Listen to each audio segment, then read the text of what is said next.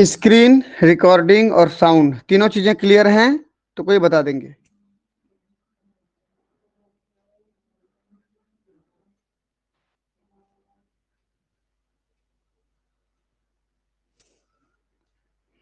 सुन पा रहे हैं क्या? Yes sir. Screen, recording, sound तीनों देखें, कोई बताएं जल्दी। यस सर, क्लियर है सर। रिकॉर्डिंग चेक करो। हो रही है सर। ठीक। स्क्रीन पे क्या लिखा है पढ़ो। रिजल्ट। रिजल्ट। ठीक, चलिए अब देखें ध्यान से कि जैसे ही हमारा रिजल्ट आता है CSIR UGC नेट का, हम देखते हैं कौन फेल हुआ है कौन पास हुआ है, लेकिन हम ये भी पता करने का प्रयास करते हैं कि वह नंबर कितना है जिसमें सबसे छोटा या सबसे कम नंबर वाला व्यक्ति पास हुआ है, वो नंबर कितना गया है। समझ में आया कुछ? सबसे कम नंबर में जो व्यक्ति पास हुआ है वो नंबर कितना गया है, और वही कहलाता है कट ऑफ। कट हो गया वहां से, मतलब उसके नीचे और कोई नहीं है। ठीक, तो रिजल्ट में हम हर कैटेगरी में देखेंगे, जनरल में, EWS में, OBC में, ST में, SC में, PWD में, अलग अलग सब सेक्शन बनेगा, बताऊंगा मैं। अभी देखें, ये अब हम तो पढ़ चुके थे इसको, आगे बढ़ रहा हूं मैं। ये कट ऑफ, कट ऑफ समझ रहे हो क्या है? मैं बोला आपको ये कि मान लीजिए, चलिए जस्ट एग्जांपल समझाने के लिए, किसी का 100 नंबर आया, किसी का 99 नंबर आया, ये किसी का 98 नंबर आया, किसी का 97, किसी का 96, किसी का 95, उल्टा जा रहा हूं ना, 94, 93, 92, 91, 90, 89, 88, 87, 86, 85, 84, मैं यहां तक 83 आता हूं। मैं बोल रहा हूं कि मैक्सिमम जो नंबर अचीव कर पाए, जो सबसे ऊपर था, टॉपर था, वो कितना था? 100 नंबर कोई मैक्सिमम लाए थे, कितना में से? मान लीजिए समझाने के लिए 200 में से, आउट ऑफ 200, इतना में काउंट होता है ना। 200 अंक में से किसी ने मान लीजिए किसी साल मैक्सिमम 100 अंक लाया, तो ये तो टॉपर हो गया ना। ठीक, अब मैं बात करता हूं, चलिए भाई अब देखते हैं जनरल कैटेगरी में। जनरल कैटेगरी में, जनरल को क्या बोलते हो? यू आर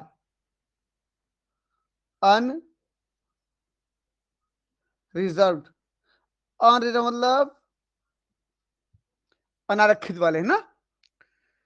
ठीक, इनको किसी प्रकार का रिजर्वेशन का फायदा नहीं होता है, वो लोग रिजर्वेशन का लाभ नहीं मिलता है इनको, वो कहलाते हैं अनरिजर्व।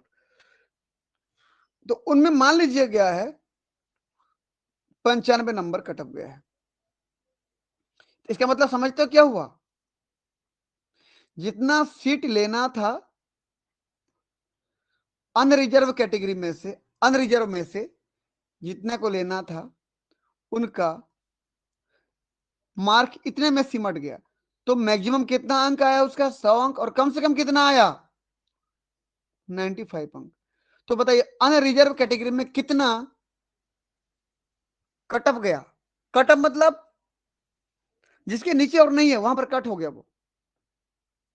95 सर। तो समझ में आया कुछ? मैं बोल रहा ये, तो इसमें कौन कौन आ सकते हैं? इसमें वही सभी व्यक्ति आ सकते हैं जिनका 95 से ऊपर मार्क्स है। जैसे वो जनरल भी हो सकता है, OBC भी हो सकता है, देखो इकोनॉमिकली वीकर सेक्शन भी हो सकता है, OBC भी हो सकता है, ST भी हो सकता है, SC भी हो सकता है, और PWD भी हो सकता है।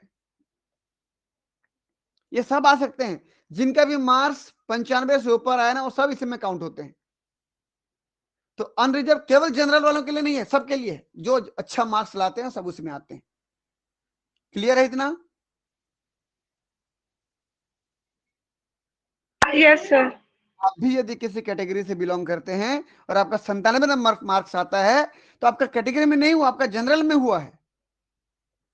चलिए, अब यदि मैं बात कर रहा हूं इकोनॉमिकली वीकर सेक्शन में जो आते हैं, ईडब्ल्यूएस क्या होता है बता रहा हूं मैं। देखिए, इकोनॉमिकली वीकर सेक्शन,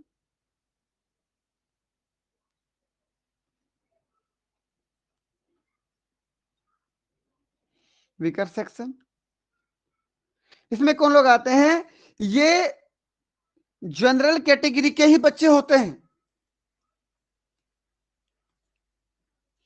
ये क्या होते हैं बोलने पर? They are general kids.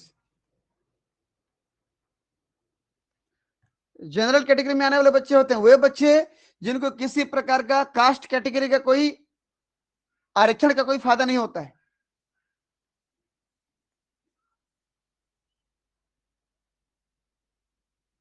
They do not have any benefits of caste category, या ये बोलूं रिजर्वेशन। ठीक, वे जनरल किड्स जिनको किसी प्रकार की कोई बेनिफिट नहीं होती, रिजर्वेशन का कोई फायदा नहीं होता, आरक्षण का कोई लाभ नहीं होता, लेकिन कौन? जिनकी एनुअल इनकम आए, एनुअल मतलब वार्षिक इनकम 8 लाख से कम होती है।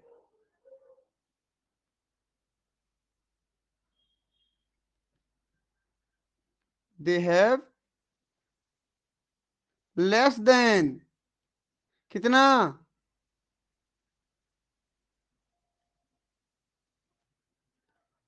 8 lakhs एनुअल इनकम। इस बात को समझें, इकोनॉमिकली वीकर सेक्शन में कौन कैंडिडेट आते हैं, कौन स्टूडेंट आते हैं? तो वे बच्चे आते हैं, वे जनरल के बच्चे आते हैं जिनका वार्षिक आय 8 लाख से कम होता है और उनको किसी प्रकार का रिजर्वेशन का फायदा नहीं मिल पाता। वो लोग ईडब्ल्यूएस सर्टिफिकेट में आवेदन लगा सकते हैं। समझ में आया कुछ?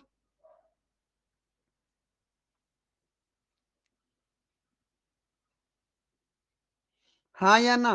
इसमें कोई एसटी एससी ओबीसी वाले नहीं आ सकते, क्योंकि एसटी एससी ओबीसी को क्या मिल रहा है? रिजर्वेशन का बेनिफिट मिल रहा है। तो ईडब्ल्यूएस में केवल कौन आते हैं? जिनको रिजर्वेशन का फायदा नहीं मिलता, जैसे जनरल के बच्चे। तो जनरल्स कैटेगरी में आने वाले जो बच्चे होते हैं, जनरल्स में आने वाले जो बच्चे होते हैं जिनका वार्षिक आय 8 लाख से कम होता है, वो लोग इसमें अप्लाई कर पाते हैं। क्लियर है? Yes sir.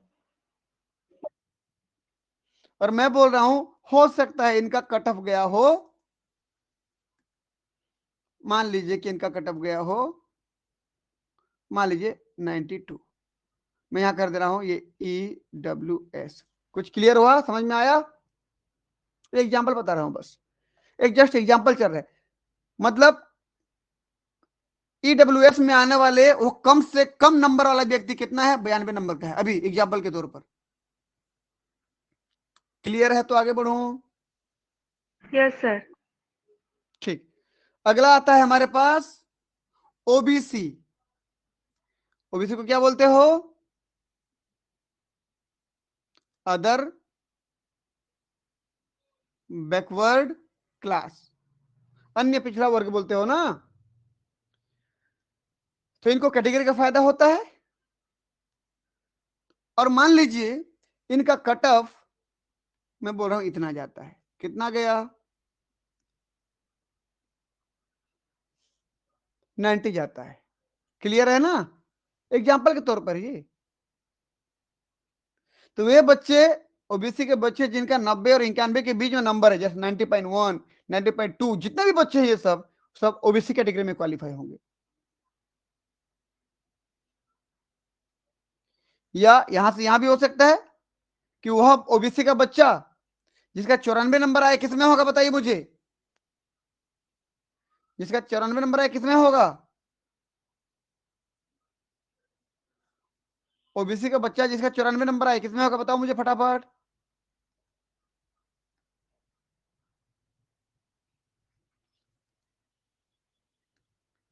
यहाँ पर मान लीजिए ऐसे,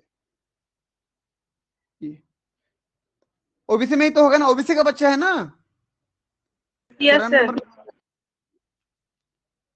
ये ओबीसी के लिए कटअप गया 90 नंबर, ईडब्ल्यूएस कटअप गया मान लीजिए 92 नंबर। अगर कोई ओबीसी का बच्चा 95 नंबर लिया तो कहाँ पे होगा उसका सिलेक्शन? जनरल पे। जनरल पे। बहुत बढ़िया, जनरल पे हो जाएगा ना उसका। ठीक। उसके बाद मैं कहां पे आता हूं? एससी पे आता हूं।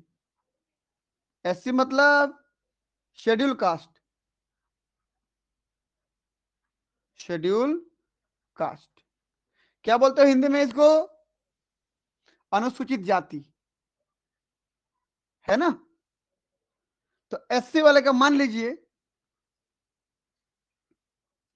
मैं कटअप मान के चलता हूं इतना नंबर। कितना नंबर मान के चलता हूं मैं अभी? 86।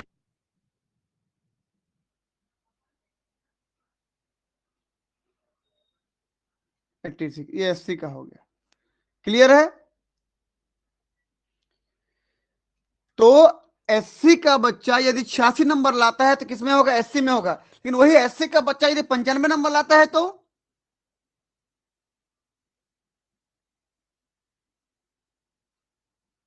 एससी का बच्चा यदि कोई 95 नंबर लाता है कहां पे होगा उसका सिलेक्शन? जनरल पे सर। जनरल पे होगा, यूआर में होगा, यूआर। इसको यूआर बोलते हो ना, अनरिजर्व, वहां पे होगा। कोई एससी का बच्चा 94 नंबर लाता है किसमें होगा सिलेक्शन?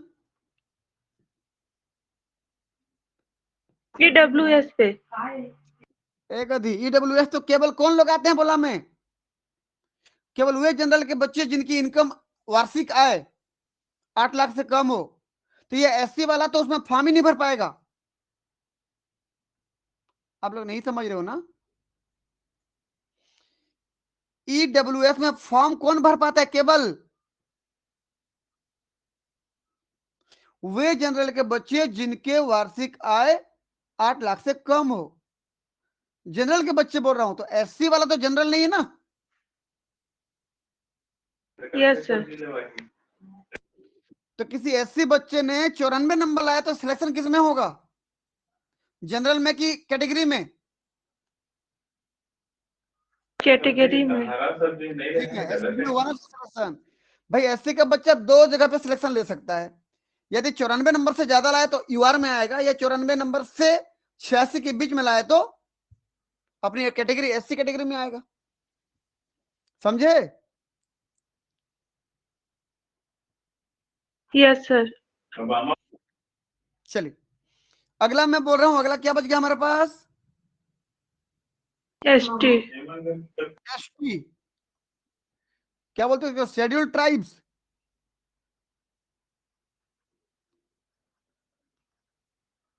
अनुसूचित जनजाति बोलते हैं इसको। मान लीजिए उसका कटअप गया है 84 नंबर। इसका मतलब समझते हो क्या है? कि वह बच्चा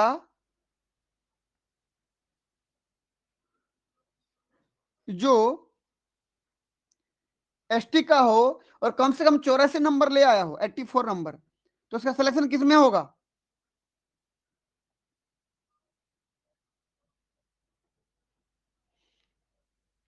एसटी का बच्चा जिसने 84 नंबर हासिल किया हो, सिलेक्शन किस में होगा? कैटेगरी में होगा सर, एसटी पे। में होगा ना। यदि वो 83 नंबर लाता है 83 तो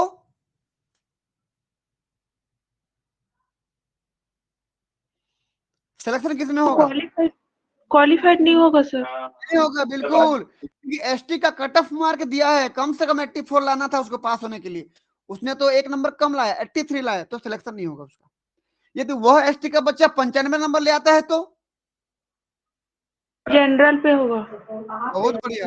यदि एसटी का बच्चा यहाँ पे ले आता है 95 नंबर ले आता है तो उसका क्वालिफिकेशन कहाँ पे हुआ? यूआर में, अनरिजर्व में हुआ। ठीक। और एक और आता है PWD, कोई बता पाएंगे पूरा नाम क्या है? Person with disability. डिसेबिलिटी, बताया था ना। वह व्यक्ति जो किसी प्रकार से फिजिकली हैंडीकैप है, प्रमाण पत्र देना होता है, वो लगभग 30% हैंडीकैप होना चाहिए होता है, तब जाके वो मान्य होता है। तो ये इसको डॉक्टर से, अपने डिस्ट्रिक्ट जिला लेवल के जो हॉस्पिटल होते हैं, हॉस्पिटल से उसको सर्टिफाई करना होता है। और हर बार के नियम कानून में लिखा होता है कि कितना परसेंट कम से कम उसको हैंडीकैप का परसेंटेज वाला सर्टिफिकेट लाना होता है, वो लिखा होता है। अभी मैं तो 30% बोल दे रहा हूँ, हो सकता है वो थोड़ा बढ़ा दे या घटा दे, बात की बात है। कम से कम 30% होना चाहिए, लेकिन हर बार नियम में हो सकता है चेंज हो जाए। तो मैं बोला मान लीजिए PWD का सिलेक्शन होना था कितना में, कम से कम 83 में, मान लीजिए 83 में, तो ये 83 में, ठीक। ये ये पर्सन विद डिसेबिलिटी, ये हो गया। तो पर्सन विद डिसेबिलिटी के लिए कट ऑफ मार्क कितना हो गया? मान लीजिए एग्जांपल तौर पर 83 हो गया ना।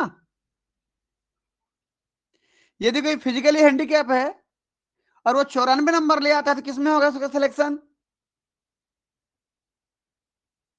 कैटेगरी में होगा सर।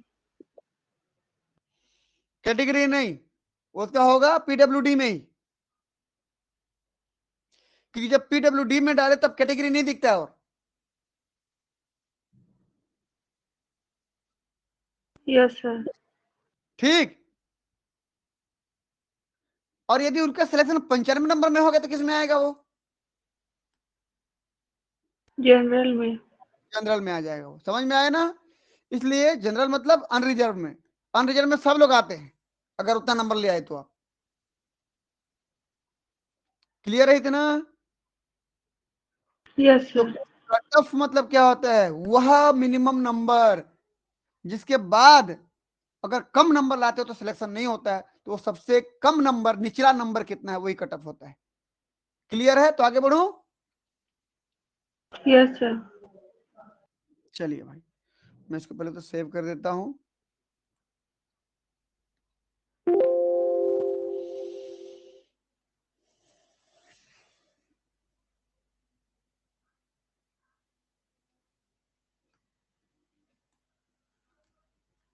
ठीक, देखो ये इस बार का कट ऑफ है। अभी जो एग्जाम हमारा रिजल्ट आया ना, कब का? दिसंबर 2023 का जो एग्जाम था, उसका रिजल्ट जो अभी अभी आया है, जो फरवरी में रिजल्ट आया ना। बाकी सब्जेक्ट हम क्यों देखें? हमको केमिकल साइंस से क्या मतलब है, तो हमको अर्थ साइंस से क्या मतलब है, मैथमेटिकल साइंस से क्या मतलब है, फिजिकल साइंस से क्या मतलब है, वो लोग देखें अपना वाला। हम किस पे फोकस करेंगे? हम किस पे फोकस लाइफ। करेंगे? लाइफ साइंस पे। लाइफ। तो ध्यान दें, अभी का कटअप देखो,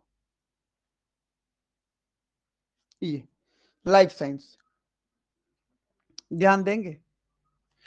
ये जो कॉलम पूरा बना रहा हूं ना मैं, इतना, तो ये पूरा कॉलम यहां तक का कॉलम JRF के लिए बता रहा है। JRF कितने कितने में हुआ, अलग अलग कैटेगरी वाइज। उसके बाद जो कॉलम बताऊंगा मैं आपको, यहां पर लेक्चररशिप कितने कितने लोगों का हुआ कैटेगरी वाइज। क्लियर है ना? ये यस सर। तो पहले JRF की बात करते हैं हम लोग।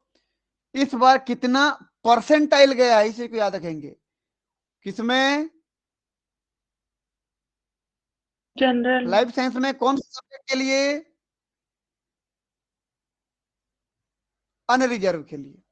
कितना गया है? 99.213617।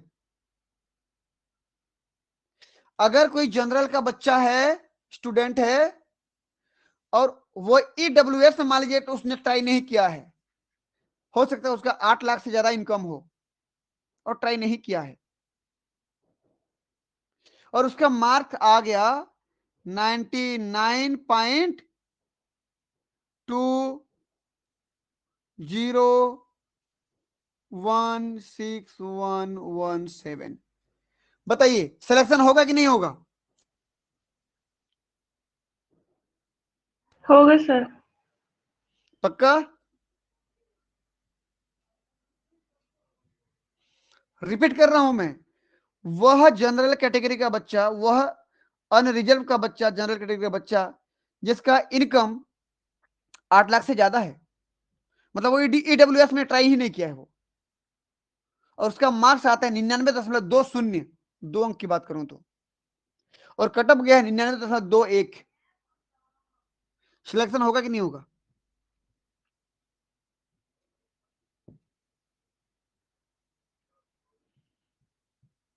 हाँ या ना बताओ जल्दी।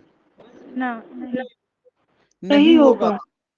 क्यों होगा भाई? जब कटअप गया है, देखो 99.2137 और इस बच्चे का कितना आया है? 99.201617। समझ में आ रहा है? तो सर अगर मैं बहुत पॉइंट के बाद के अंकों को भी इतना ध्यान से देखते क्यों, हैं सर? उसका मतलब नहीं है क्या? उसका मतलब नहीं है? पॉइंट का मतलब नहीं था, क्यों लिखता उसको? Yes sir. तो पॉइंट में चुका कि नहीं? यस सर, चूक गया।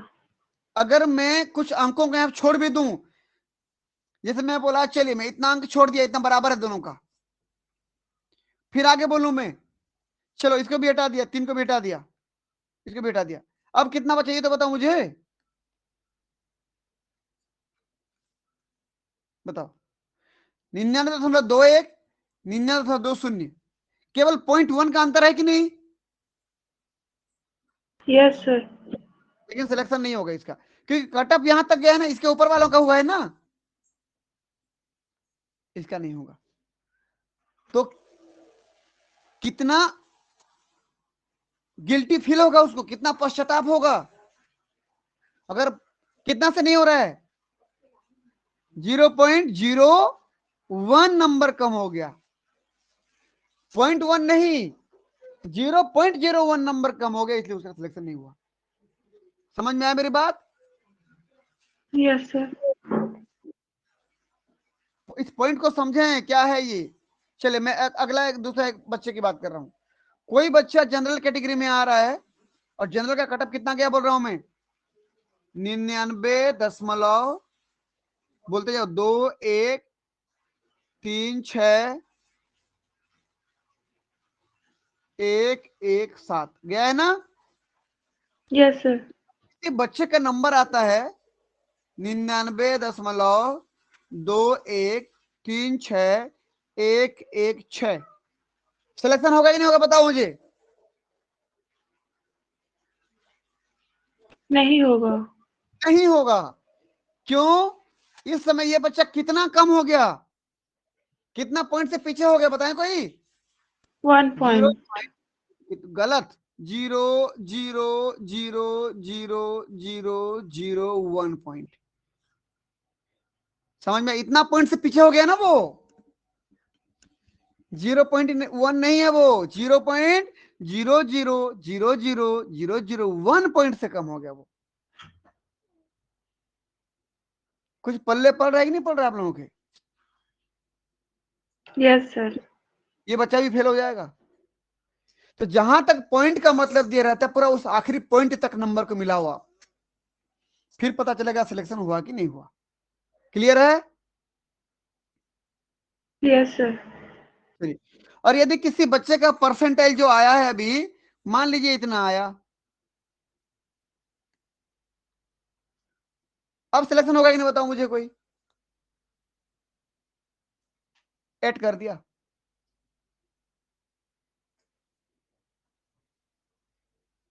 कटअप गया है 117, इसका आया है 118 आखिरी में, होगा कि नहीं होगा?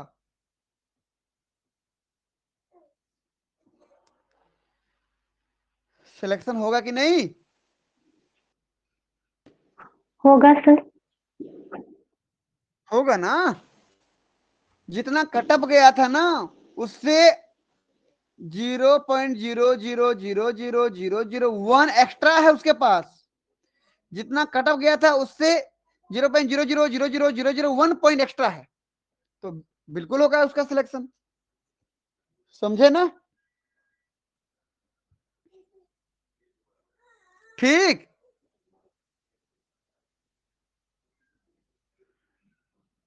कुछ तो बोलो तुम लोग, सुन पा रहे हो कि नहीं सुन पा रहे हो?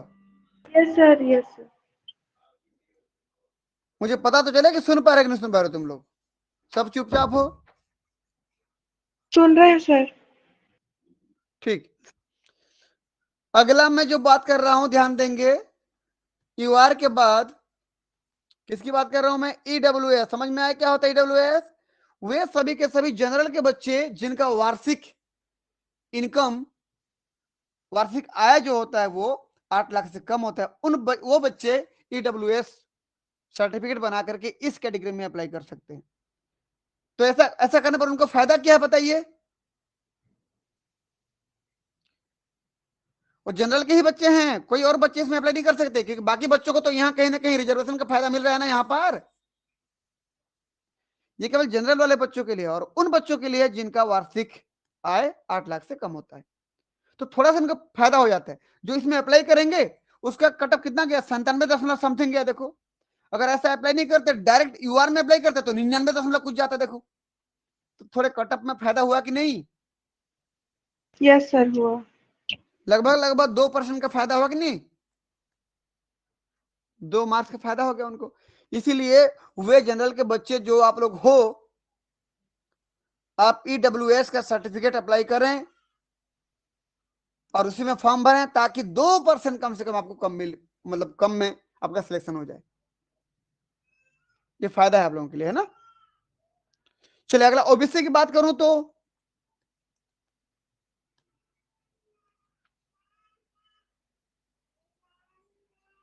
ओबीसी का कटअप कितना गया है? लगभग लगभग कितना गया है? उतना जितना किसका गया है?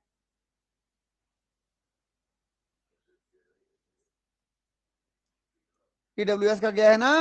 अरे देखो ना जी, 97.178, 97.178, फिर 779 पे सेम है कि नहीं बताओ मुझे? यस सर, सेम है। सेम है ना? तो मुझे एक ही बताइए, क्या ओबीसी वाले ईडब्ल्यूएस में अप्लाई कर सकते हैं? नहीं। क्या डब्ल्यू ओबीसी वाले क्या ईडब्ल्यूएस में अप्लाई कर सकते हैं? नहीं कर सकते ना। ईडब्ल्यूएस किसके लिए है? जनरल के बच्चों के लिए। जनरल के उन बच्चों के लिए जिनका वार्षिक आय 8 लाख से कम होता है। क्लियर? Yes sir. चलिए अगला, अब एससी की बात करें हम लोग।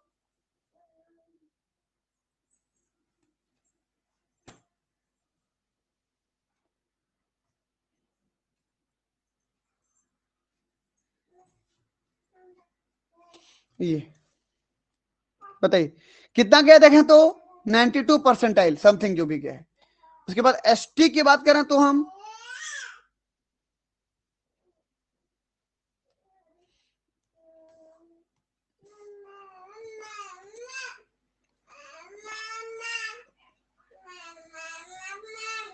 ये एसटी की बात करें, कितना गया है?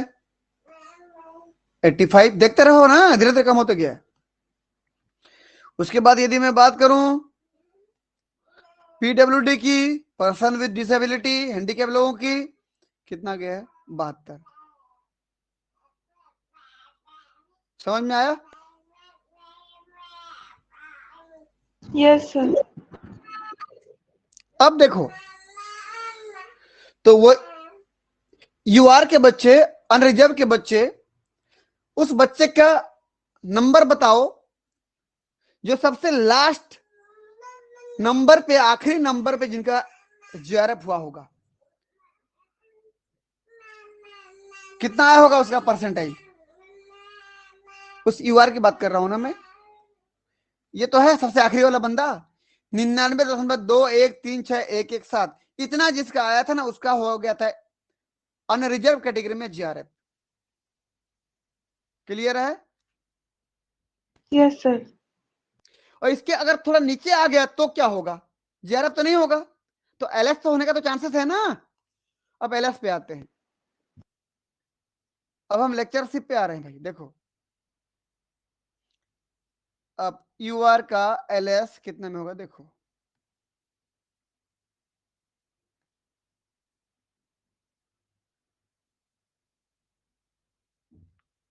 यूआर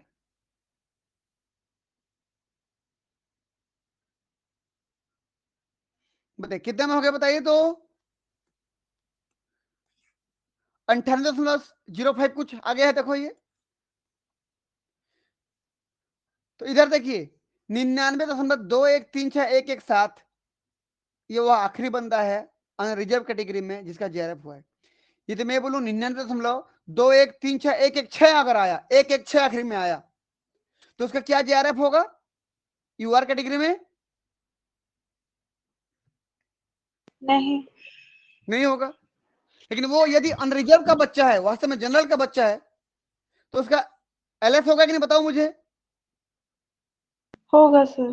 होगा ना, बिल्कुल होगा, क्योंकि वो 99.2136 है और वह अनरिजर्व कैटेगरी जनरल बच्चे का आखिरी नंबर कितना गया था, जो जिसका एलएस हुआ था 98.054138 इससे तो ऊपर ही है ना 99 ये आखिरी में 116 वाला, तो उसका तो यहां पर हो ही जाएगा, उसका क्या हो गया, एलएस हो गया। समझ में आया ना?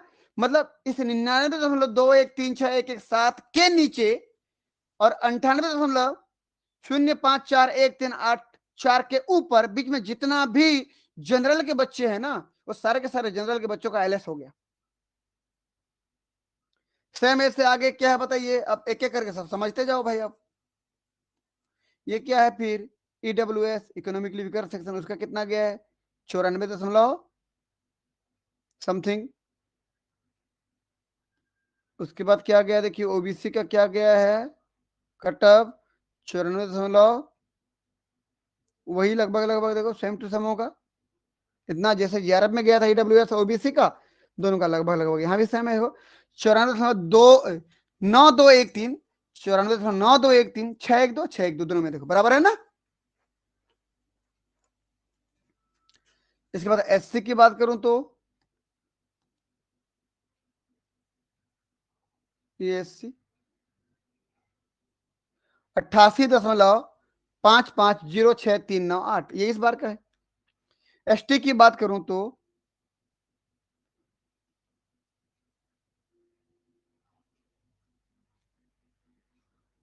80 समथिंग है। पीडब्ल्यूडी की बात करूं तो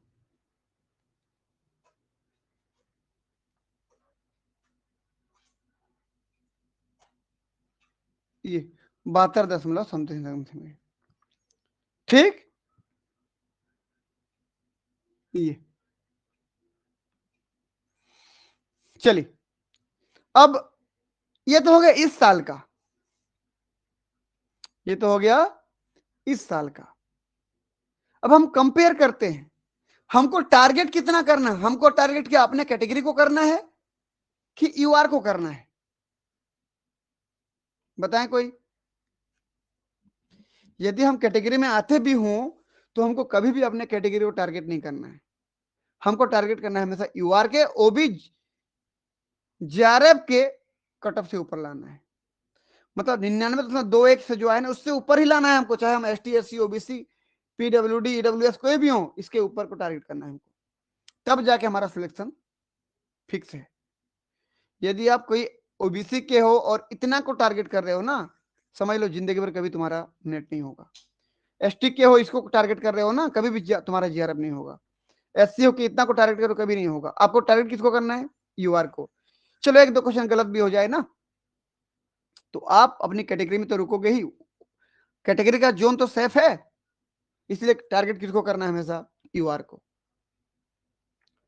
ठीक, एक पल के लिए हम ये समझते हैं, बाकी सभी को भूल करके हम ये जानते हैं कि हमारे पास चार चीजें हैं, यूआर, ओबीसी, एससी और एसटी। बाकी को मैं तो भूल रहा हूं ना, वो तो बहुत कम लोग होते हैं। यूआर, ओबीसी, एससी, एसटी को बात कर रहा हूं। तो देखिए यूआर में कितना गया है भाई, जेआरएफ कट ऑफ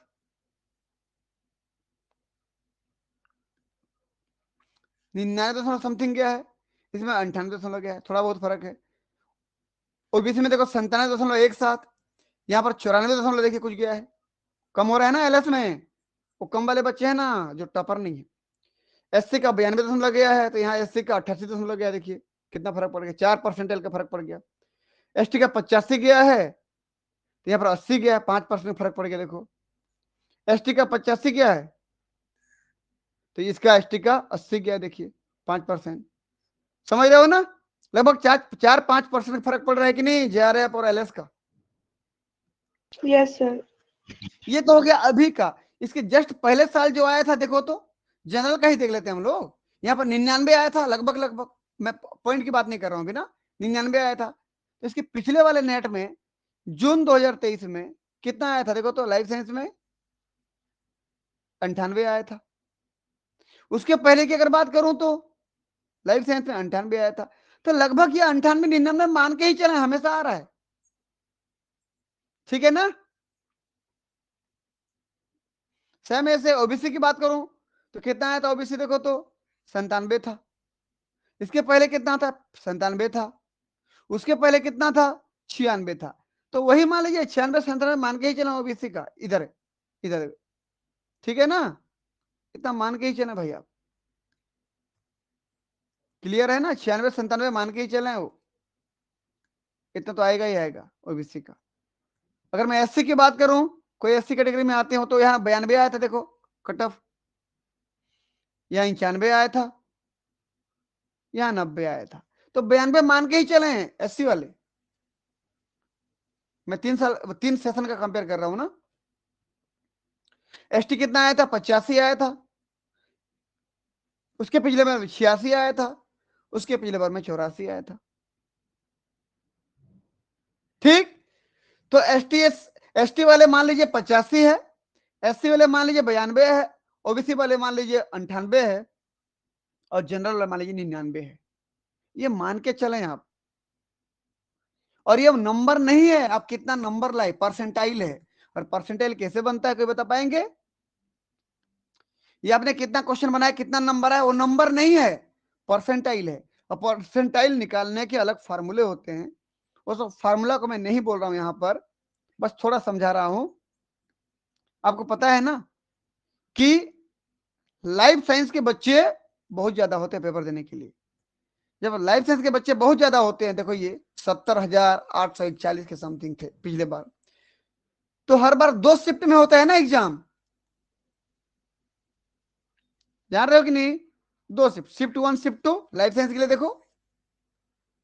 तो शिफ्ट 1 में जो क्वेश्चन आते हैं वो क्वेश्चन शिफ्ट 2 में, अगले शिफ्ट में नहीं आते हैं, अलग रहते हैं। तो हो सकता है थोड़ा बहुत आपको कोई सब एक सेशन सरल लगे, कोई कठिन लगे, इसलिए उनको बराबर करने के लिए ना उनको इकट्ठा रिजल्ट निकाला जाता है, समेशन किया जाता है, और वहां से जो रिजल्ट निकलता है वो कहलाता है परसेंटाइल। तो बाकी लोगों में परसेंटाइल नहीं है, क्योंकि बाकी लोगों का एक ही शिफ्ट में एग्जाम चलता है। जैसे केमिकल वाले एक बार में खत्म कर दिया, अर्थ साइंस वाले एक बार में, फिजिकल साइंस वाले एक बार में, मैथमेटिकल साइंस वाले एक बार में, एक सत्र में पेपर खत्म कर दिया। लाइफ साइंस का सुबह भी होता है और शाम को भी होता है, तो 2 अलग अलग प्रकार के क्वेश्चन पेपर होते हैं। फिर हो सकता है कोई कठिन लगे कोई सरल लगे, इसलिए रिजल्ट को एक साथ निकाला जाता है मिला करके। तो उसमें यह देखा जाता है कितने लोग एग्जाम में रजिस्टर थे, कितने लोग बैठे, कितने लोग अपियर हुए। उनका एक फार्मूला है, उस फार्मूला में सब वैल्यू को, डाटा को डाल करके रिजल्ट निकालते हैं, वो रिजल्ट कहलाता है परसेंटाइल। तो आपका आंसर परसेंटाइल में है यहां पर सब, बाकी लोगों का परसेंट में है, तो आपका परसेंटाइल में है।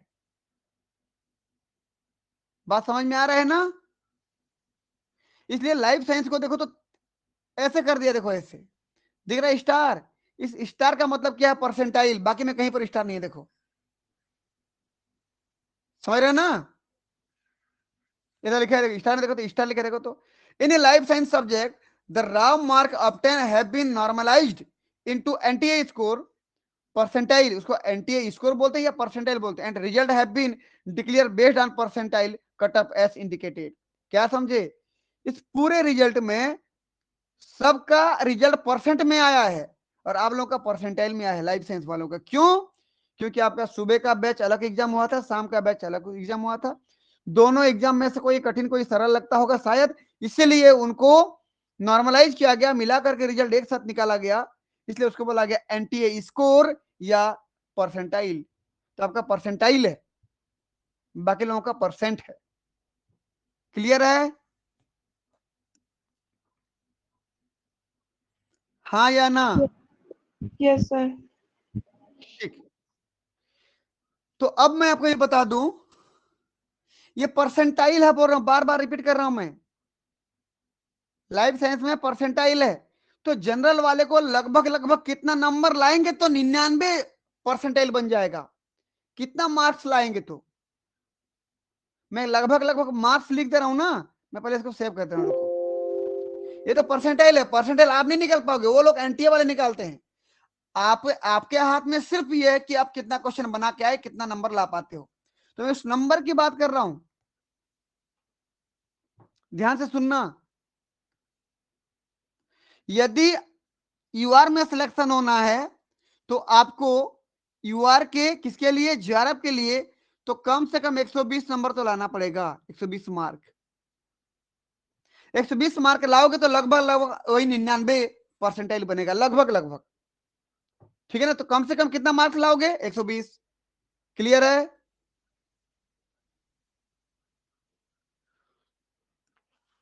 हाँ या ना? Yes sir. और यदि आप अनरिजर्व में यदि आप एलएस करना चाहते हो तो आप 110 नंबर ले आओ, कम से कम 110 नंबर लाओगे ना, तो आपका क्या हो जाएगा, अनरिजर्व में लेक्चरशिप हो जाएगा, एलएस हो जाएगा। अब मैं अभी अभी ओबीसी की बात कर रहा हूं, ओबीसी में कितना नंबर लाओगे तो जेआरएफ हो जाएगा। 110 नंबर लाए तो 100% जेआरएफ हो जाएगा, समझे ना? लेकिन 100 नंबर लाए तो 100% एलएस हो जाएगा। नंबर बोल रहा हूं, परसेंटाइल नहीं, परसेंटाइल आप नहीं निकाल सकते, वो एनटीए निकालता है। आप सिर्फ क्या कैलकुलेट कर सकते हो, कितना क्वेश्चन बनाया, कितना छोड़ा, कितना गलत हुआ, काउंट करके जो नंबर बताते हो ना, वो नंबर लिख रहा हूं मैं यहां पर। और सेम टाइप का किसका होगा, ईडब्ल्यूएस का होगा। सेम मार्क है ना, 97 दशमलव जो भी है यहाँ पे, 97 उतना यहाँ भी है, तो ये भी लगभग 110 नंबर लगेगा, यहाँ पर लगभग 100 नंबर लगेगा। ये हो गया। अब मैं बात कर रहा एससी वालों के कितना नंबर लाएंगे तो हो जाएगा भाई, 90 नंबर ले आए ना, 90 नंबर मान लीजिए, तो जीआरएफ हो जाएगा। 80 नंबर ले आए लगभग लगभग, ये फिक्स नहीं है ना, लगभग बोल रहे हैं आप बार बार। 85 नंबर ले आए लगभग लगभग ना, तो एलएस हो जाएगा। थोड़ा सा बढ़ा सकते हैं इसको, मैं एससी को, क्योंकि अब आजकल थोड़ा सा ज्यादा जा रहा है कटअप, तो मैं इसको बोल सकता हूं कि चलिए 95 नंबर लिया तो 100% होगा ही होगा जीआरएफ। समझ रहे हो ना? और 90 नंबर ले आए ना,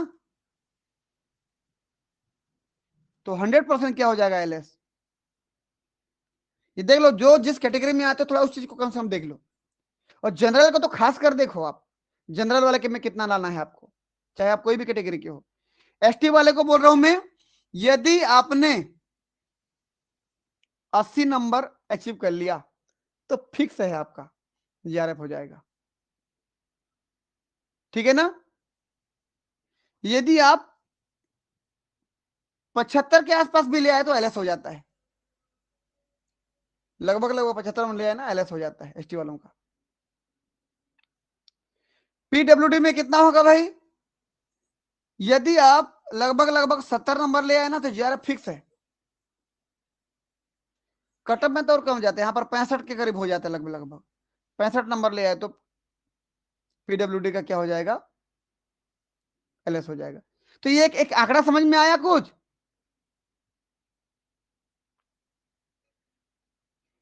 हाँ या ना?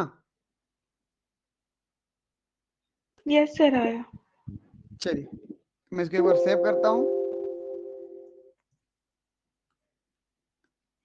जिनको भी समझ में आया एक बार यस करके भेजें। अभी मैं फिर एक टेबल टाइप का बनाऊंगा, है ना।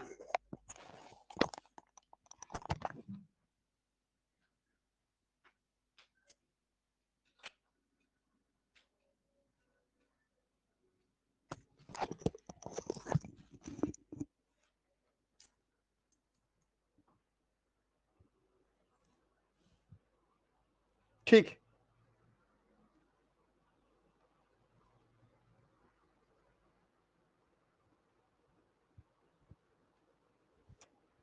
चलिए भाई आगे देखते हैं।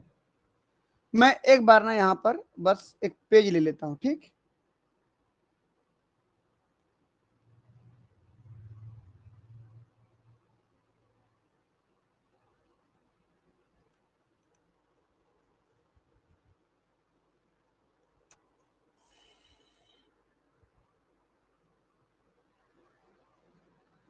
चलिए मैं यहां लिख दे रहा हूं, यू आर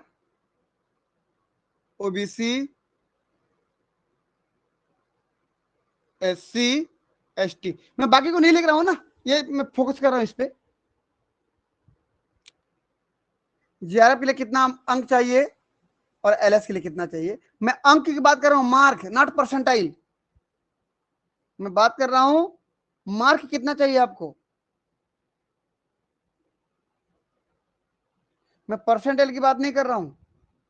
आप जब एग्जाम हॉल से निकलते हो और ये सोचते मेरा पेपर अच्छा गया खराब गया, जो नंबर जोड़ते हो आप, वो नंबर जो जोड़ते मैं उसकी बात कर रहा हूं, परसेंटाइल की बात नहीं कर रहा हूं। परसेंटाइल तो एनटीए निकालता है, मार्क्स आप जोड़ते हो।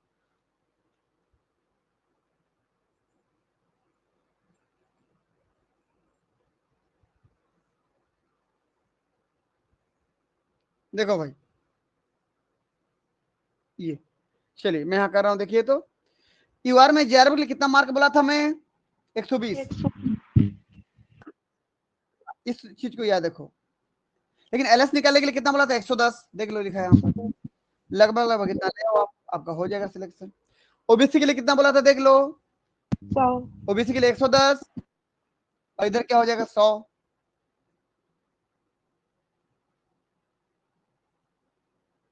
एससी के लिए कितना बोला था मैं, इधर 95 और इधर 90।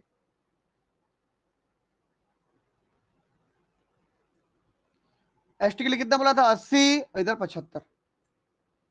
इतना इतना लगभग अगर ले आओगे ना तो आपका सिलेक्शन तो हो ही जाएगा, ठीक।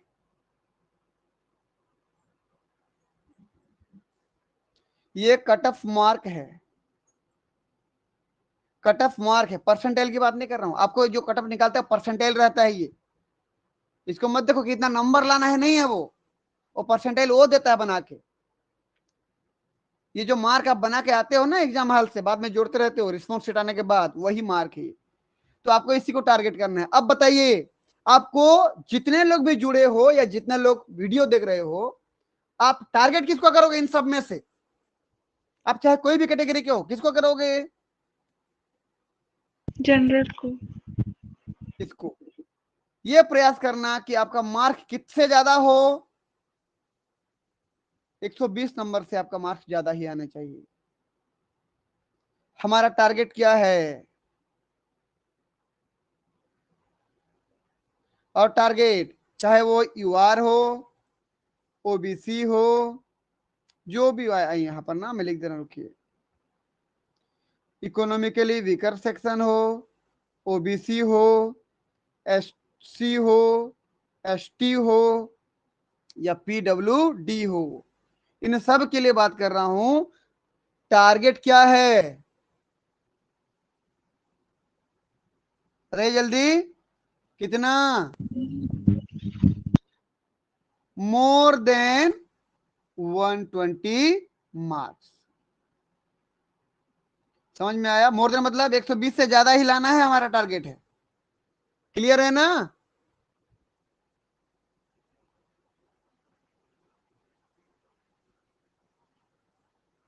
120 नंबर नहीं ला सकते आप। पूरा क्वेश्चन पेपर कितने मार्क का है, पूरा क्वेश्चन पेपर कितने मार्क का है, 400। 440। गाना क्यों भूल जाते हो तुम लोग? लगे 440 वोल्ट छूने से तेरे। गाना है कि नहीं? Yes sir. तुम 440 में 120 नंबर नहीं ला सकते तो फिर एमएससी करने का फायदा क्या है? नेट का प्रिपरेशन करने का फायदा क्या है? मैं बोला 400 में से हमारा टोटल क्वेश्चन पेपर का नंबर कितना रहता है?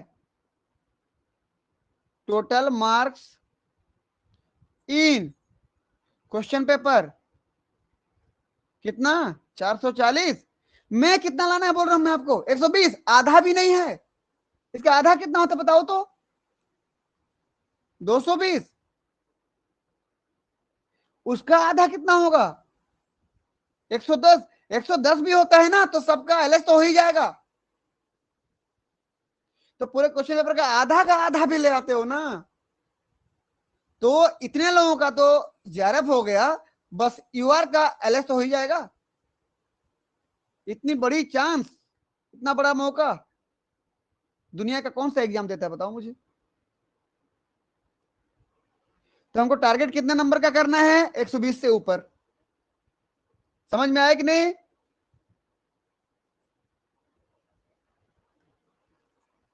हाँ या ना? Yes sir. ठीक, मैं इसको सेव करता हूं एक बार।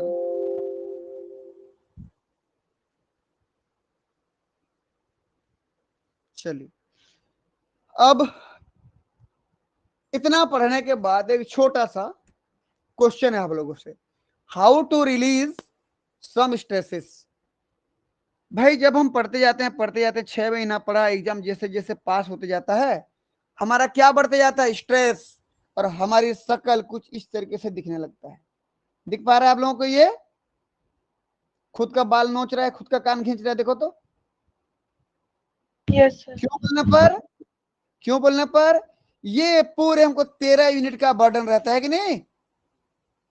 अगर मैं जनरल एप्टीट्यूड को छोड़ दूं तो भी कितने यूनिट का बर्डन है? 13 यूनिट का। गिन लो, देख लो। 1 2 3 4 5 6 7 8 9 10 11 12 13। ये हमारा सब्जेक्ट है ना, मैं जनरल एप्टीट्यूड की बात नहीं कर रहा हूं। 13 यूनिट का हमारा पास बर्डन है। तो इसको कैसे करके हम इस बर्डन को, इस स्ट्रेस को, इस तनाव को कम करें, थोड़ा उसको समझ लें।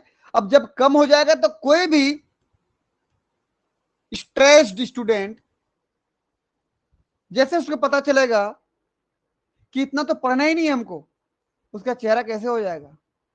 ऐसे दिख रहा है खुशी के मारे? 32 से दिख रहा है इसका। Yes sir. ठीक, तो हमको वही पढ़ना है अभी, कि यदि पूरा सब्जेक्ट नहीं पढ़ना है तो एग्जाम के लिए पढ़ना क्या है फिर?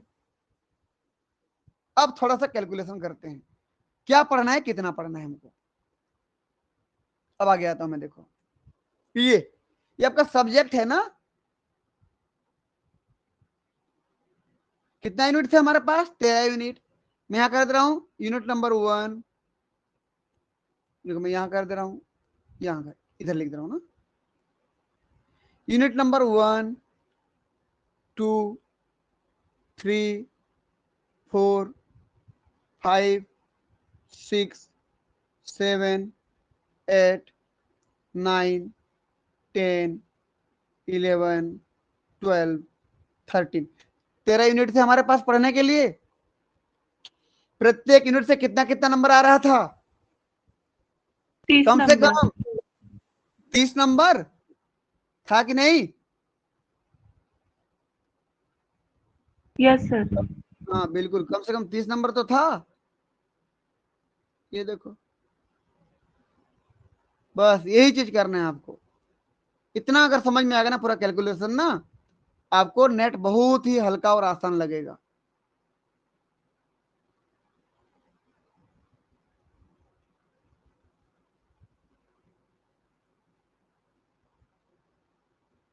बस थोड़ा सा और वेट कर लें। ये सभी का 30-30 नंबर दे रहा हूं मैं। सब्जेक्ट कितना नंबर के आते हैं?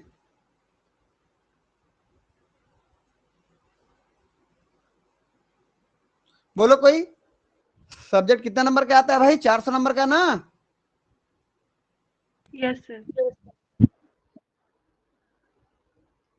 तो ये कितना नंबर का हो गया कुल मिला के? 390 मार्क्स हो गए कि नहीं? फिर भी 10 नंबर बच गया, देखो तो वो 10 नंबर कहीं ना कहीं ऐड होगा कि नहीं? मैं ऐड कर दे रहा हूं, देखो कहीं ना कहीं तो ऐड होगा ना वो। मान लीजिए यहाँ पर मैं 2 नंबर का, कहीं भी हो सकता है वो ऐड ना, 10 नंबर यहाँ 2 ऐड कर दिया, पता चला यहाँ 2 नंबर का क्वेश्चन एक्स्ट्रा आ गया, एक हो सकता है यहाँ पर 4 नंबर एक्स्ट्रा आ गया, और पता चला यहाँ पर 2 नंबर एक्स्ट्रा आ गया। वो कहीं भी हो सकता है, मैं बस जहां मिला वहां जोड़ दिया। बताइए मुझे, आप कितना यूनिट पढ़ोगे कि 120 नंबर पार हो जाएगा?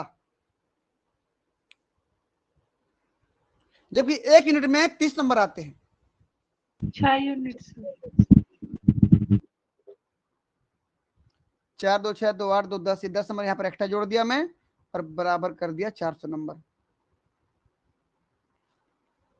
बताइए आप कितना यूनिट पढ़ोगे एग्जाम के लिए कि आप 120 नंबर पार कर दोगे? हमको कितना पार करना था, याद है कि नहीं? 120 नंबर। 120 नंबर पार करना था ना? देख लो, एक यूनिट का यदि 30 नंबर है, एक यूनिट का यदि 30 नंबर है, तो मैं यदि मैं 6 यूनिट पढ़ता हूं, अगर 4 भी पढ़ता हूं, कितना हो जाए? 4 या 12, 120 नंबर हो रहा है कि नहीं? 4 यूनिट पढ़ के भी मैं नेट निकाल सकता हूं, वो भी JRF। लेकिन रिस्की है ना, एक आध क्वेश्चन छूट गया तो 4 नंबर चला गया, 4 नंबर का क्वेश्चन छूट गया तो रिस्क है कि नहीं? बताइए मुझे। Yes sir. तो कितना में सेफ रहोगे आप, सुरक्षित रहोगे? 6 यूनिट पढ़ लो ना भाई, 5 पढ़ोगे तो भी अच्छा खासा पढ़ रहे हो, कोई दिक्कत नहीं है। देखो, अगर 5 यूनिट पढ़ते हो तो कितना नंबर पढ़ लिया आपने? 5 शून्य शून्य, 5 तिया 15, 150 नंबर का पढ़ लिया। चलो 20 नंबर छूट भी गया, फिर भी 130 नंबर का तो बचा ना, तो भी एक बेहतर परफॉर्म कर सकते हो। लेकिन यदि मैं आपको ये बोलूं बेटा आप 6 यूनिट पढ़ लो, कितना पढ़ लो? 6 यूनिट, एग्जाम के लिए प्रिपेयर कर लो अच्छे से। 6 यूनिट, तो 6 शून्य शून्य, 6 तिया 18, 180 नंबर यदि आप प्रिपेयर करते हो, और मैं बोलूं कि चलो 50 नंबर छोड़ भी दो, नहीं बन पाया आपसे, तो भी कितना बना? आपने प्रिपेयर किया था कितना यूनिट? 6 यूनिट। प्रिपेयर्ड कितना था? 6 यूनिट, मतलब कितना मार्क्स? 180। बिल्कुल, एक क्वेश्चन कितना का होता है? सॉरी, एक यूनिट कितने का होता है? 30, लगभग लगभग 30 बोलो, ज्यादा ही होता है 30 से, कुछ यूनिट तो ज्यादा ही है ना, तो कम से कम 30 बोलो हमें। तो 30 गुणित 6 बराबर कितना हो गया? 180 मार्क्स आपने प्रिपरेशन कर लिया था, प्रिपेयर्ड 180 मार्क्स, इतना प्रिपेयर कर लिया। मैं बोला चलो कुछ क्वेश्चन नहीं भी बने, जरूरी नहीं है कि हर क्वेश्चन बन जाए आपसे, नहीं बने तो नहीं नहीं, मैं मान लीजिए मैं चलो 50 नंबर आपका नहीं बना बोल रहा हूं, -50 मार्क्स आप नहीं बना पाए, कोई बात नहीं, कितना बचा फिर?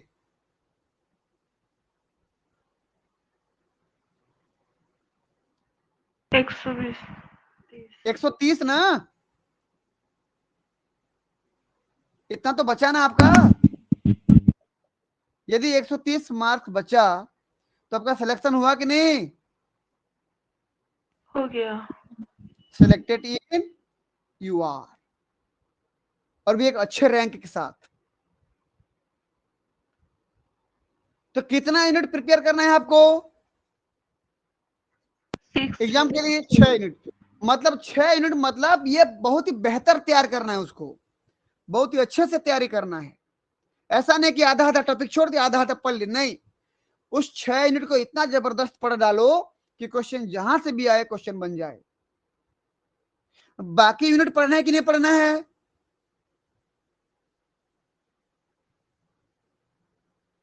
बाकी पढ़ना है कि नहीं पढ़ना है? बाकी भी पढ़ने हैं, लेकिन ऊपर ही ऊपर पढ़ो उसको, एकदम डीपली मत घुसो। ऊपर ही ऊपर पढ़ो ताकि 2-4 नंबर भी मिल जाए तो बहुत है उस यूनिट से। समझे मेरी बात? 6 यूनिट एकदम बेहतर प्रिपेयर करो जबरदस्त तरीके से। बाकी जो 2-4 यूनिट बचे हैं ना, उसको ऊपर ही ऊपर 2-2 नंबर क्वेश्चन कम से कम बन जाए, ऐसे पढ़ो।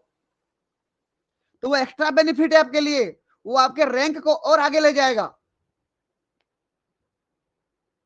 क्लियर है? Yes sir. ठीक। अब मैं आपको ये बोल रहा हूं कि वो यूनिट कौन कौन सा चुनोगे आप। टोटल 13 यूनिट है ना, कितना पढ़ना है? 6 यूनिट। 6 यूनिट। तो प्रिपरेशन या prepare 6 unit for examination. Examination के लिए 6 यूनिट तैयार करना है। तो आप देखो आपको कौन सा 6 यूनिट बेहतर लगता है, आप कौन से 6 यूनिट में बेहतर परफॉर्म कर पाते हो, बेहतर तरीके से काम कर पाते हो, बेहतर तरीके से उसके कॉन्सेप्ट को समझ पाते हो। वो आपके माइंड के ऊपर डिपेंड करता है। मैं बोलूंगा वो मत पढ़ना, आपको क्या लगता है किसमें बेहतर काम कर पाते हो उसको चुनो आप। ठीक। मैं जो भी अब तक मैं 7-8 बार जेआरएफ किया हूं, मैं क्या पढ़ के क्या हूं मैं बता दूं अपना। Yes sir. बाकी आप अपना अपना चुन लेना कौन सा चुनना चाहते हो, कोई भी पढ़ो आप, कोई दिक्कत नहीं, नंबर उतना ही आना है। क्योंकि मैं आपको बताया हूं सी पार्ट में 75 क्वेश्चन आते हैं, कोई 25 बनाना होता है, मतलब 50 क्वेश्चन छोड़ना होता है ना, हमको छोड़ के आना होता है 50 क्वेश्चन, केवल 25 बनाने होते हैं। बी पार्ट में 50 क्वेश्चन आता है, केवल 35 बनाने होते हैं, 15 छोड़ना होता है। ए पार्ट में 20 क्वेश्चन आते हैं, 15 बनाने होते हैं, 5 छोड़ना होता है। मैं तो बोला हूं बेटा ए पार्ट को ही छोड़ दो आप।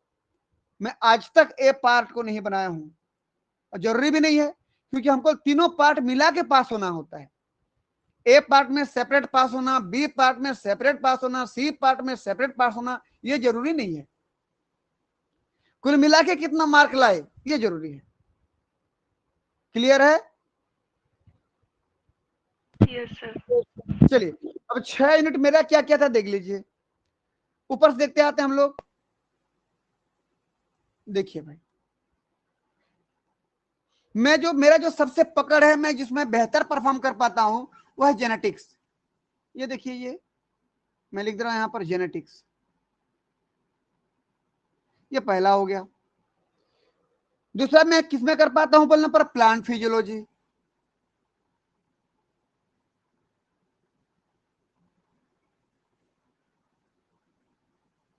ठीक।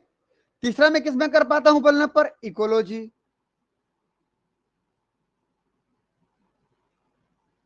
चौथा क्या बोलने पर, इवोल्यूशन।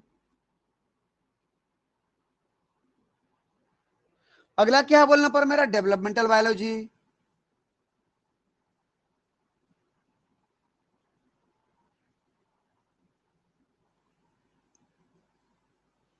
ठीक। अगला क्या बोलने पर मेरा, सेल सिग्नलिंग, कम्युनिकेशन, इम्यूनोलॉजी सब आता है इसमें ना, सेल सिग्नलिंग एंड इम्यूनोलॉजी। और एक मैं साथ में लेके चलता हूं मेरा सेल बायोलॉजी, सेलुलर ऑर्गेनाइजेशन मतलब सेल बायोलॉजी। लेकिन ऐसा नहीं कि बाकी मैं नहीं पढ़ता हूं ना, ये मैं साथ को लेके चलता हूं, मेरा हर बार जेआरएफ हुआ जब जब पढ़ा मैं साथ को। ठीक है ना? इसका मतलब ये नहीं है कि मैं सेल बायोलॉजी के बाद ये जो मोल बायोलॉजी आता मैं नहीं पढ़ता हूं, इसको भी पढ़ता हूं भाई। मैं इतना पढ़ता हूं कि 2-2 नंबर बन जाए, 4 नंबर भी बन जाता है। ऐसा नहीं है कि मैं एनिमल फिजियोलॉजी नहीं पढ़ता हूं, मैं भाई इसमें मास्टर किया हूं ना, एमएससी मेरा इसमें है जूलॉजी में, ये भी पढ़ता हूं, लेकिन मैं कभी अटेम्प्ट नहीं करता हूं इसको। मुझे आता है एनिमल फिजियोलॉजी, लेकिन मैं अटेम्प्ट नहीं करता हूं। मैंने टारगेट बना लिया था, मुझे जो नहीं आता मुझे उसमें करके दिखाना है।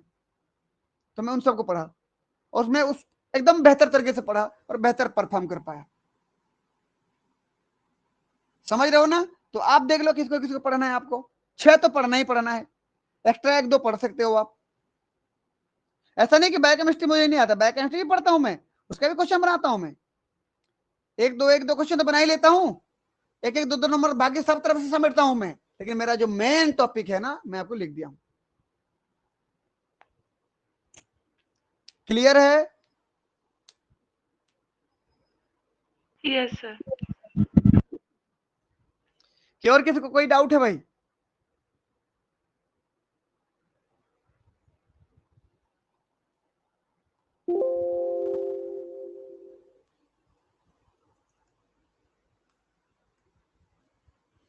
अब बताइए, किसी को डाउट है क्या कहीं पर?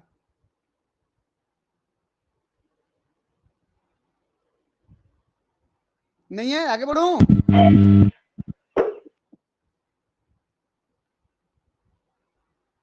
ठीक है, देखिए आप, अब क्या था, अब क्या हुआ देखिए। जब इस बच्चे को बोला गया कि बेटा तुमको 13 यूनिट पढ़ना है, पूरा 13 यूनिट पूरा गिना दिया था हमने, तो इसका फेस ऐसे हो गया था। अब जब मैं बोला बेटा तुमको इतना नहीं पढ़ना है, ये तो तुम्हारा सिलेबस है, पढ़ना तुमको केवल उसका आधा है, बस खुश हो गया चेहरा। आप देखो, समझ में आया ना? ऐसे आपके साथ भी होगा। जब आपको ये पता चला, आपको हुआ होगा अभी, जब पता चला कि हमको आधा पढ़ना है, पूरा तो पढ़ना भी नहीं है। क्लियर है? रही बात ये पार्ट ए वाला पेपर और हमारा सब्जेक्ट वाले पेपर की, अब यहां बता दूं मैं, part A, part B, part C, 3 part है। ये हो गया जनरल एप्टीट्यूड,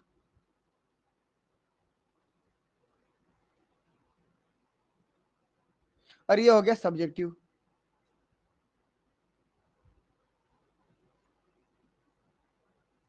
अब बताइए मुझे,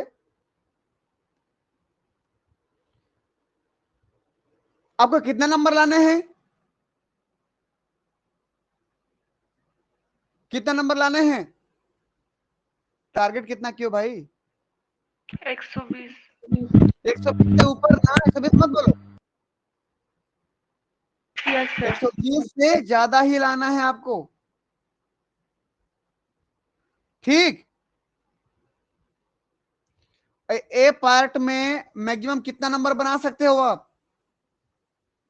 15 क्वेश्चन का 30 नंबर ना, 30 मार्क बना सकते हो। बी पार्ट में 35 क्वेश्चन बनाने होते हैं, 70 नंबर बना सकते हो मैक्सिमम। सी पार्ट में 25 चौ 100 नंबर बना सकते हो।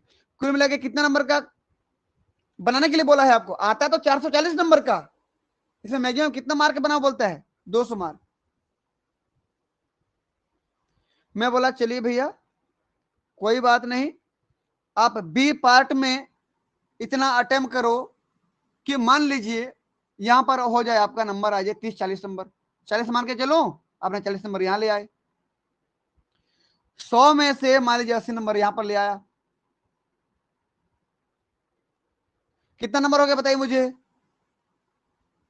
120। पहुंच गया ना टारगेट पर? पहुंच गया कि नहीं? 120, 120 के ऊपर आसपास। चलिए ऊपर में थोड़ा एक हाथ बढ़ा देते हैं, और 70 में यदि मान लीजिए 45 नंबर ले आया आप, ये कर दिए, अब कितना हो जाएगा? 125 हो जाएगा कि नहीं? Yes sir. 125। अब बताइए टारगेट से ऊपर आ गए आप? ए पार्ट का कितना बनाया बताइए मुझे? बनाया कुछ? नहीं। तो ए पार्ट पढ़ना जरूरी है? नहीं। नहीं। क्यों? क्योंकि मैक्सिमम कितना बनाने के लिए देता है हमको? 30 नंबर, केवल 30 नंबर। और सब्जेक्ट में कितना देता है? 100 और 70, 170 नंबर बनाने के लिए बोलता है सब्जेक्ट का। तो 30 नंबर के पीछे पीछे क्यों भागना है हमको? क्वेश्चन तो आता है बहुत नंबर का, कितना का आता पता है ना आप लोगों को? ए पार्ट में 20 क्वेश्चन रहता है ना भाई, 40 नंबर का रहता है, उतना है ना 20 क्वेश्चन 40 नंबर बनाने के लिए। लेकिन बनाना कितना का बोलता है? 15 क्वेश्चन बनाओ, कोई 30 नंबर का बनाओ बोलता है। पूरा पढ़े हो कि नहीं? क्वेश्चन छोड़ के आना होता है ना हमको। हाँ या ना कुछ तो बोलो तो मैं आगे बढ़ूं। Yes sir. ए पार्ट में 20 क्वेश्चन रहता है, 15 बनाओ बोलता है। 20 क्वेश्चन का 40 नंबर दिया और 15 बनाओ बोला, 30 नंबर बना के आओ बोला। 40 नंबर दिया, 30 नंबर बनाओ बोला आपको, मतलब 5 क्वेश्चन छोड़ो बोला, जिसको छोड़ना छोड़ो। बी पार्ट में 50 क्वेश्चन दिया, 100 नंबर का, 2 नंबर का है ना, और आपको बोला कि बेटा केवल 35 बना के लाओ, 70 नंबर, 15 छोड़ के आओ बोला। सी पार्ट में 75 क्वेश्चन दिया, 4-4 नंबर का था, 300 नंबर दिया। 300 में से बोला बेटा कोई 25 बनाओ 100 नंबर का। कितना ऑप्शन दे रहे हैं आपको, देखो। मैं बोला आपको जो 30 नंबर बोला है बनाने के लिए, आपने बोला मैं नहीं बनाऊंगा, बोले आप ए पार्ट को, कोई बात नहीं मत बनाओ बोलता है वो, नहीं बनाओ बोला, मत बनाओ छोड़ दो उसको बोला। बी पार्ट में मस्त बनाओ बोला, 45 बना दिया आपने, 45 नंबर का, ठीक।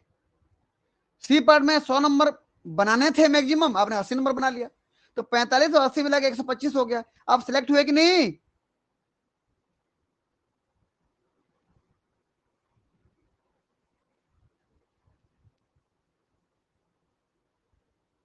समझ में आया कि नहीं? Yes sir, clear. तो कुल मिला के आपको तीनों के मार्क जोड़ करके पास होने होते हैं। काउंट होता है क्या, कैसे काउंट? इंक्लूडिंग ऑल 3 पार्ट, तीनों पार्ट मिला के काउंट होते हैं आपके नंबर, एक एक सेपरेट पार्ट को काउंट नहीं करते। हाँ, सेट में अलग अलग पार्ट काउंट होता है। यूजीसी नेट जो होता है आर्ट्स वालों का, उसमें भी सेपरेट अलग अलग पास होना होता है, लेकिन उनमें माइनस मार्किंग नहीं है, याद रखना। सेट और यूजीसी नेट में माइनस मार्किंग नहीं है, लेकिन जो जो पार्ट देगा, जितना पार्ट देगा, यदि part A B C 3 part दिया है तो तीनों में सेपरेटली पास होना होगा आपको, लेकिन माइनस मार्किंग नहीं है। यदि एक तरफ आपको रोक रहा है तो दूसरी तरफ आपको खुला छोड़ रहा है। खुला क्या छोड़ रहा है?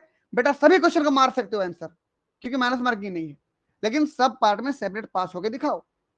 ये सेट में भी चलता है और यूजीसी नेट में चलता है। सीएसआईआर नेट में क्या बोलता है? बेटा माइनस मार्किंग है, सोच समझ के मारो आंसर। हाँ, लेकिन इतना छूट देते हैं कि तुमको तीनों मिला के नंबर काउंट करके पास हो गए या फेल हो गए, ये हम बाद में बताएंगे। ये बोलता है सीएसआईआर।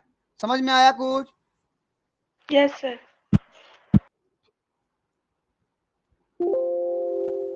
और किसी को कहीं डाउट है तो पूछ सकते हैं।